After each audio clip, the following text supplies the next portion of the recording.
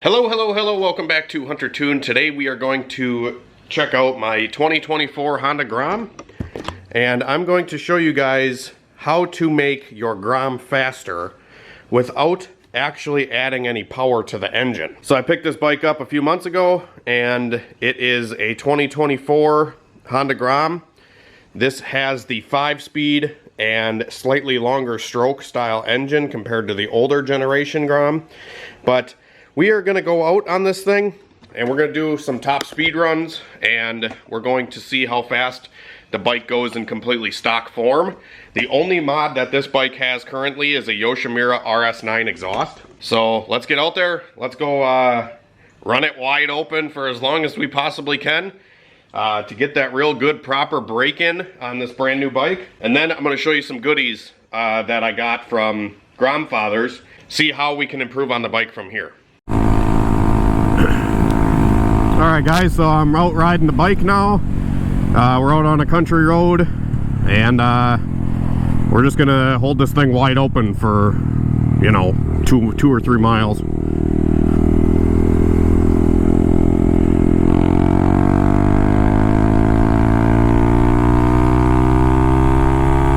Top of third.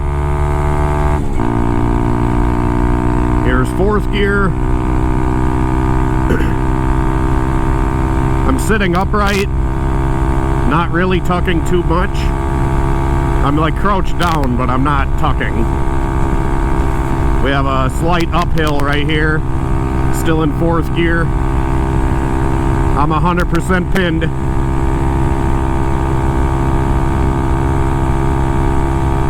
We have a slight downhill coming right here.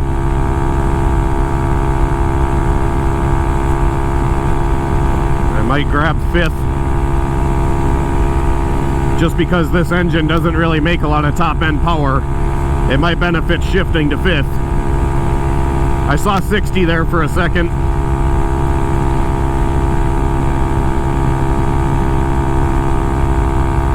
Now we're gonna be about on level ground. I think I'm gonna grab fifth. I might tuck down a little bit. This is tuck down, not like Superman tuck, but there is a little tuck here. Slight downhill, 61, 62,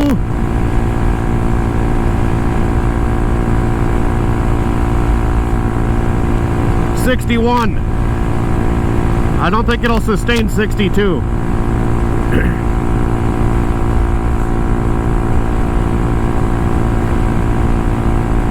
It's sustaining 61.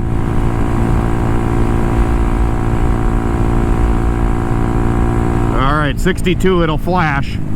Alright, so we're at the shop now, and we got the 24 Grom loaded up on the dyno.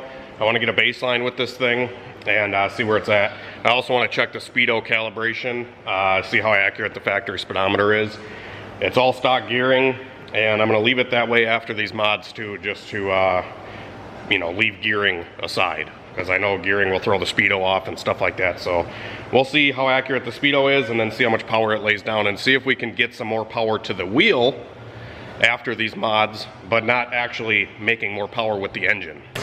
Alright guys, I just got the dyno all set up, but I wanted to let you guys hear how noisy this thing is.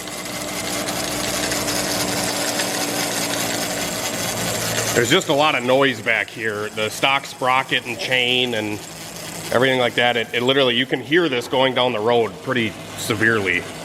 Not so much on the brakes, but the factory chain and sprocket just sounds really loud. And you, like I said, you can hear that stuff going down the road. I rolled this thing home from the dealership, and I literally thought something was loose, it was so loud.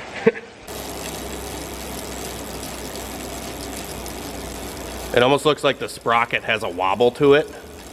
It's kind of hard to see it, but it does kind of actually look like the sprocket. The sprocket goes like this, like up and down. Like it's not center. So I bet you there's going to be a lot of spots on the chain where it gets loose and then tight. So let's see what it does for power.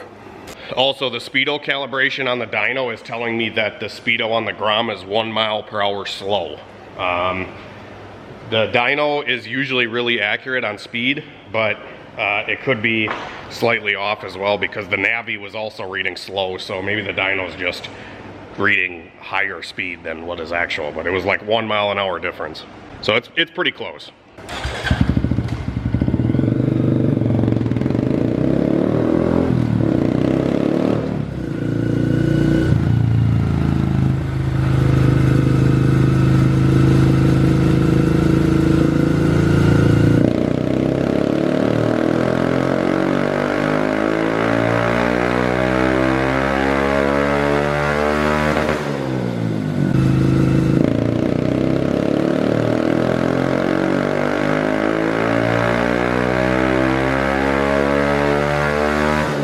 Alright guys, so we just did a couple dyno runs with the 24 Grom, only mod being the Yoshi exhaust, which really isn't going to add power. If you guys saw my Honda Navi exhaust video, you'll actually see that putting an exhaust on a completely stock bike will actually make it lose slightly because the bike will probably run a little bit too lean. Unfortunately, we don't have a fuel controller or aftermarket computer in this thing at the moment, so it probably is running just a little lean, but 9.85 horsepower is our best, completely stock. It did 9.6 at first and then 9.8. I probably could squeak like 9.9 out of it maybe, because Trevor's Grom on my dyno made 9.9, which is a 23 model. That also had a completely stock exhaust, so that might have helped it. But yeah, this is testing on my dyno. We just do, you know, stuff with this dyno because it's the one we have. I'm not going to go comparing numbers for somebody else's dyno, but this is what it does on my dyno, completely stock with just the Yosh. Now let's do some mods to get this thing to roll a little bit easier, and we'll show you the differences with it.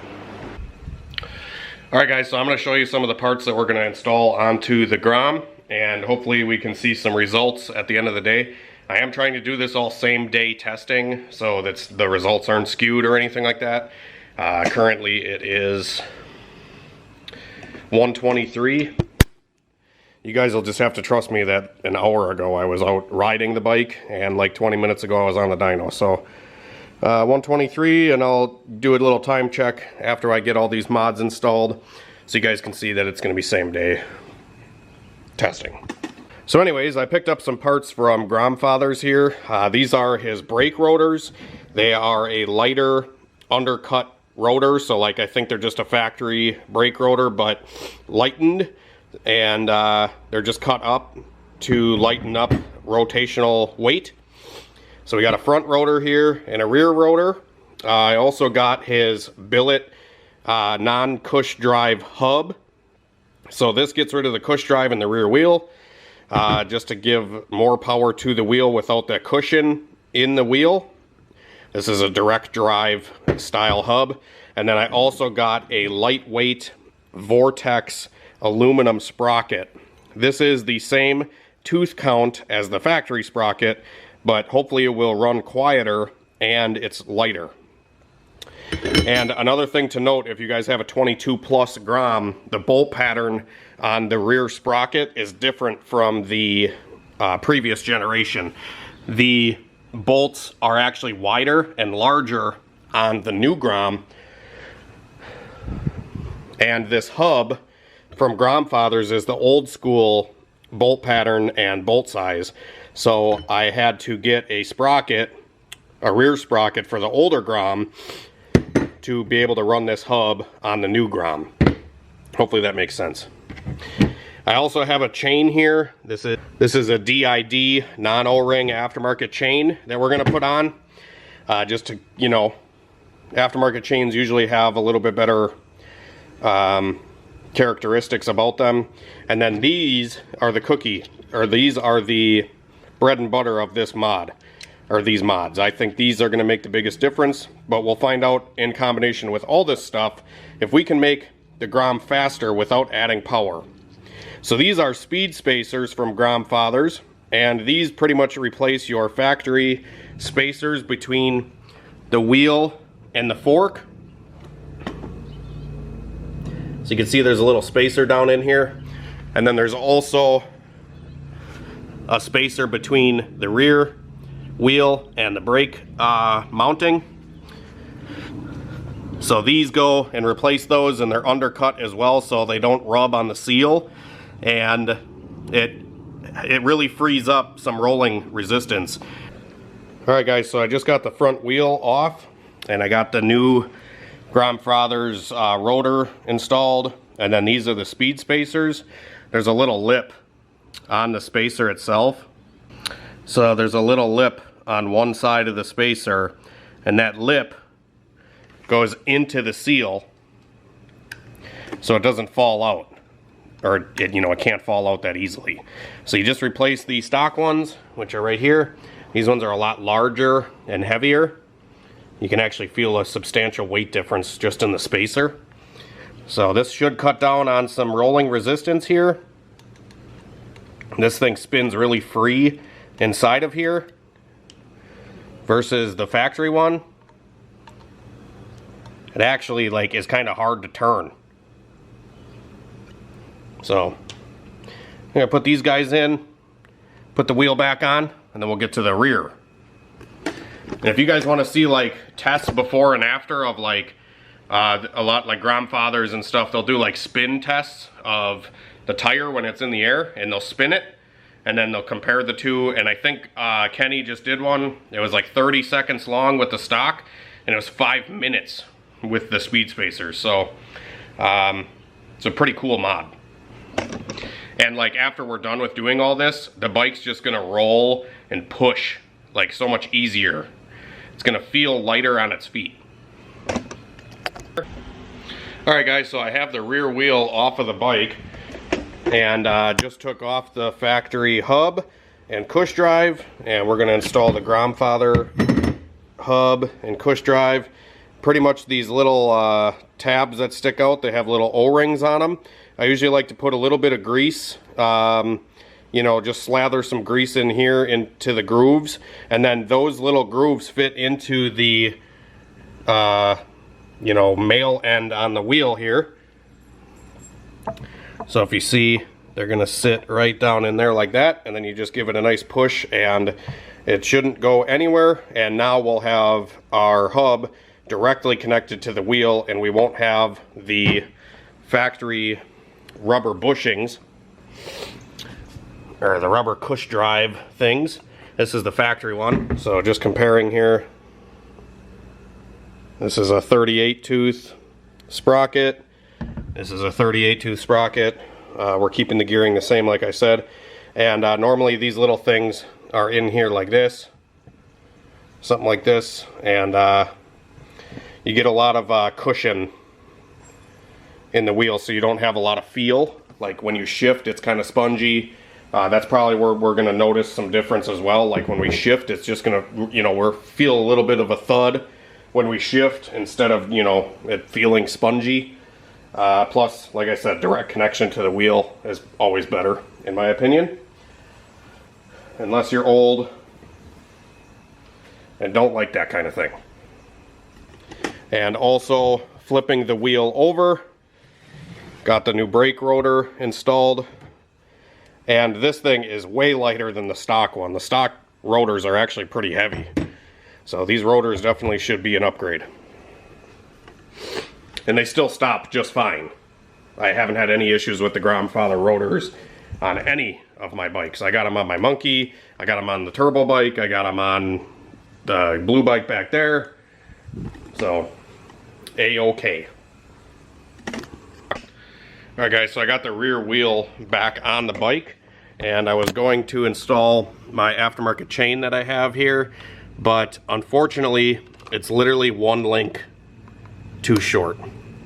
Like I can't get it. It's all the way forward in the blocks here, and I just can't quite get it to fit. It's one link too short, which this chain would work perfect if I swapped to the 14 tooth front sprocket like everybody does on these bikes. But for this test, I want to keep the gearing the same, obviously. So I think I'm just gonna opt to run the stock chain for now. So I'm just gonna put it all back together with the stock chain, and we'll do the testing minus the aftermarket chain, I still think we're going to see some good improvements. All right, guys, bike is back together with the speed spacers and the rotors and the hub. So it's all looking really nice. Now let's go take it for a ride and see if we get any more mile an hour. All right, guys, same road, same day. I'm gonna do a time thing here or show you the day. It's a few hours later because I had a guy pick up a car from getting tuned and some other things. But this hub on the rear wheel without the cush drive feels way better than the stock one. All right, just a quick time check. It's 3:53, July 25th. This is the same road. Let's go.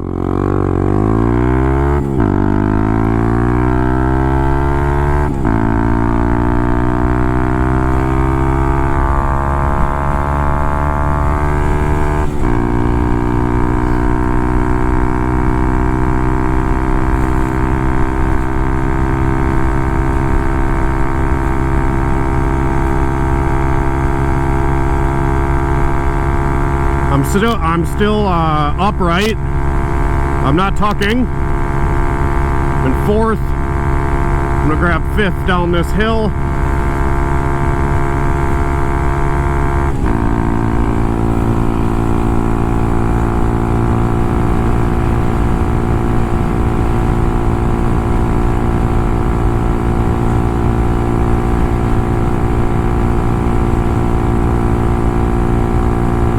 Maintaining 62, there's 63. This isn't a full tuck, this is just a slight tuck. 63.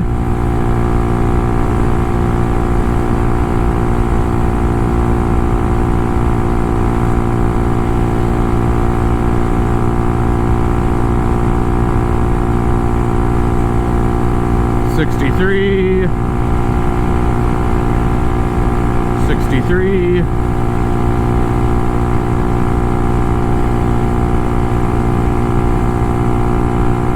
64. 64.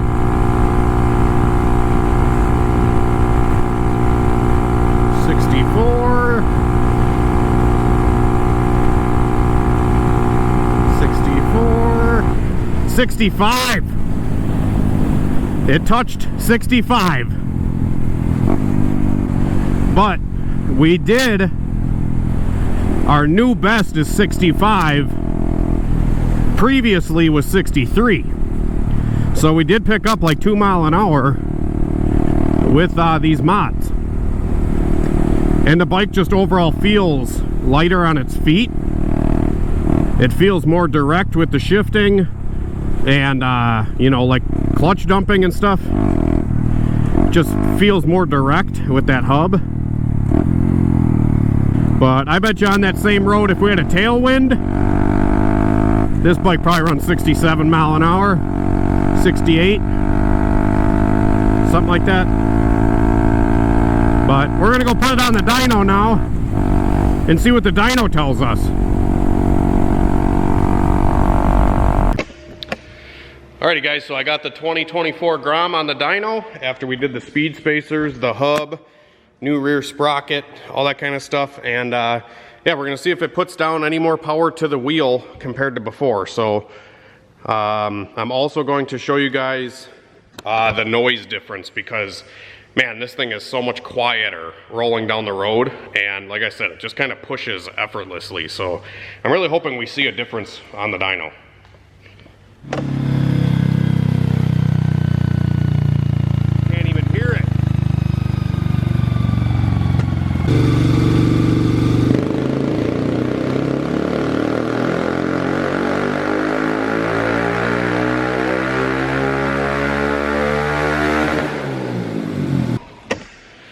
Well, guys, sometimes testing just doesn't go as planned, and unfortunately my laptop crashed with the 2 prior runs that I had.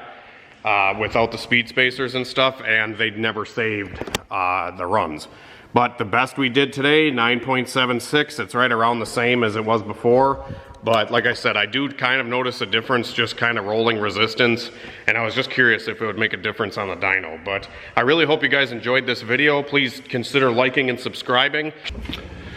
Alright guys, I'm going to add in here at the end of the video, the 24 Grom, we did the speed spacers, the rotors, all that kind of stuff I already talked about. My camera died at the end of the last clip. But I do think these mods are worth doing, just because the bike just feels overall better. And I did want to mention that Gromfather's claims 2 mile an hour faster top speed with the spacers and all this stuff.